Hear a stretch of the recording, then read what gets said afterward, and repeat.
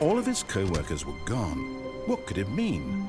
Stanley decided to go to the meeting room. Perhaps he had simply missed a memo.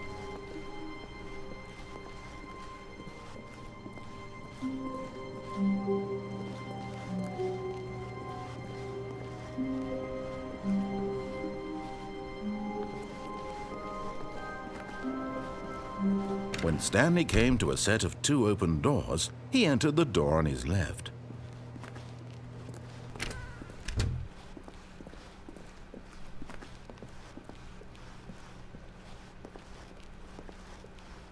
Yet there was not a single person here either. Feeling a wave of disbelief, Stanley decided to go up to his boss's office, hoping he might find an answer there.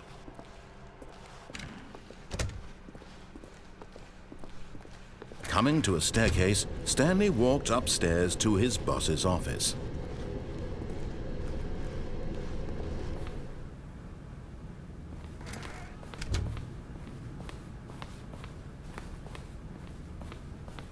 Stepping into his manager's office, Stanley was once again stunned to discover not an indication of any human life. Shocked, unraveled, Stanley wondered in disbelief who orchestrated this. What dark secret was being held from him? What he could not have known was that the keypad behind the boss's desk guarded the terrible truth that his boss had been keeping from him. And so the boss had assigned it an extra secret PIN number, 2845. But of course, Stanley couldn't possibly have known this. Yet incredibly, by simply pushing random buttons on the keypad, Stanley happened to input the correct code by sheer luck. Amazing. He stepped into the newly opened passageway.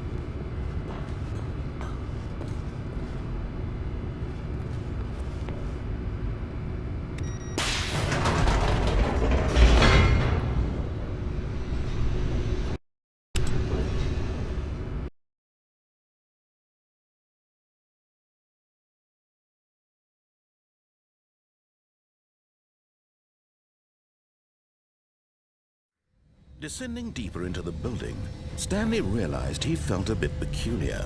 It was a stirring of emotion in his chest, as though he felt more free to think for himself, to question the nature of his job.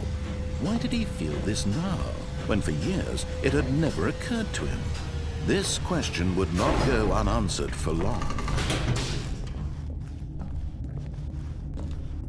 Stanley walked straight ahead through the large door that read Mind Control Facility.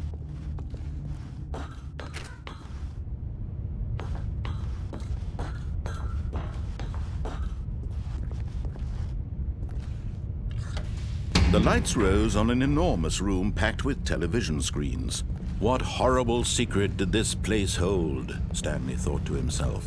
Did he have the strength to find out?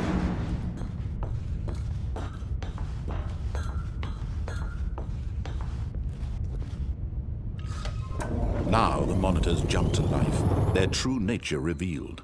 Each bore the number of an employee in the building, Stanley's co-workers. The lives of so many individuals reduced to images on a screen, and Stanley, one of them, eternally monitored in this place where freedom meant nothing.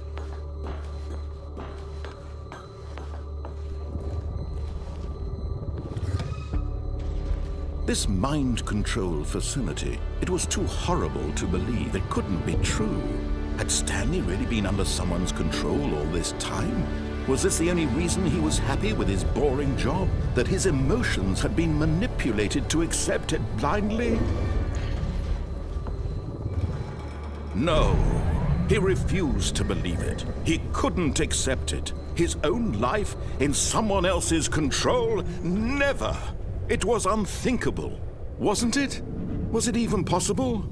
Had he truly spent his entire life utterly blind to the world? But here was the proof, the heart of the operation. Controls labeled with emotions, happy or sad or content. Walking, eating, working, all of it monitored and commanded from this very place. And as the cold reality of his past began to sink in, Stanley decided that this machinery would never again exert its terrible power over another human life. for he would dismantle the controls once and for all.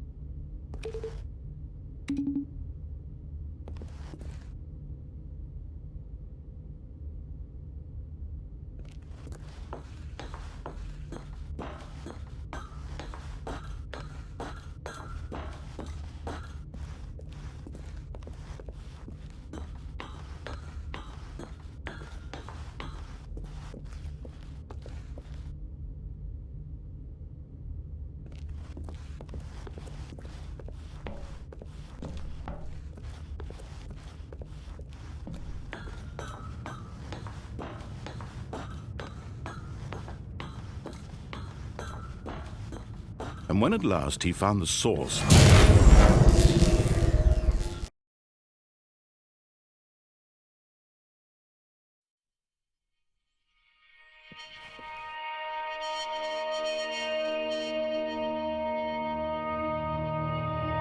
blackness and a rising chill of uncertainty.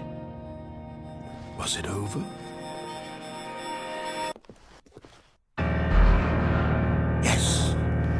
He had won! He had defeated the machine, unshackled himself from someone else's command. Freedom was mere moments away.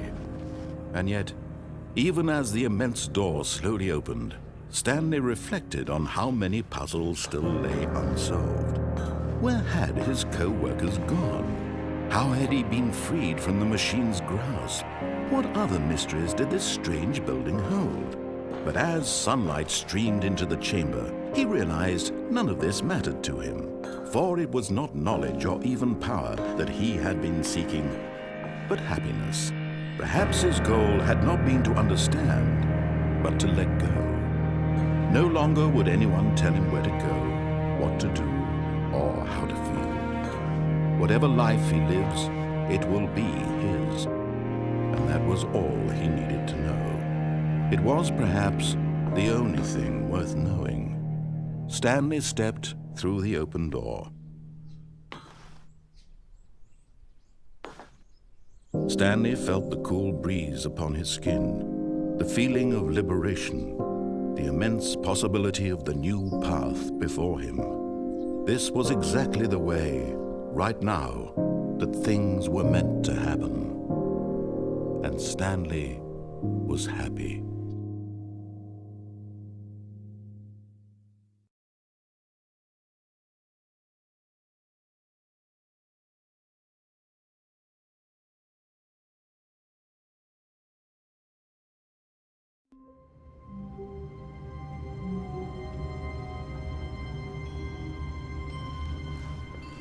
All of his co-workers were gone. What could it mean?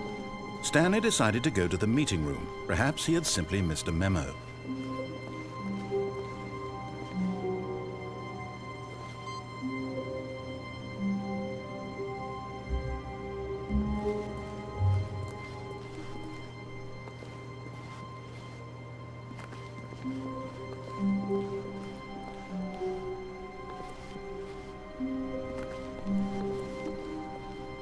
When Stanley came to a set of 2 open doors, this was not the correct way to the meeting room, and Stanley knew it perfectly well.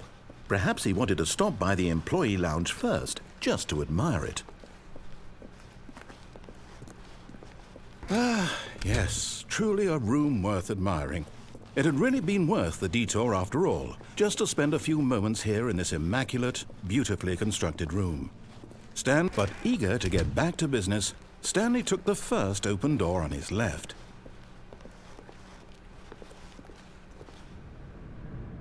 Stanley was so bad at following directions, it's incredible he wasn't fired years ago.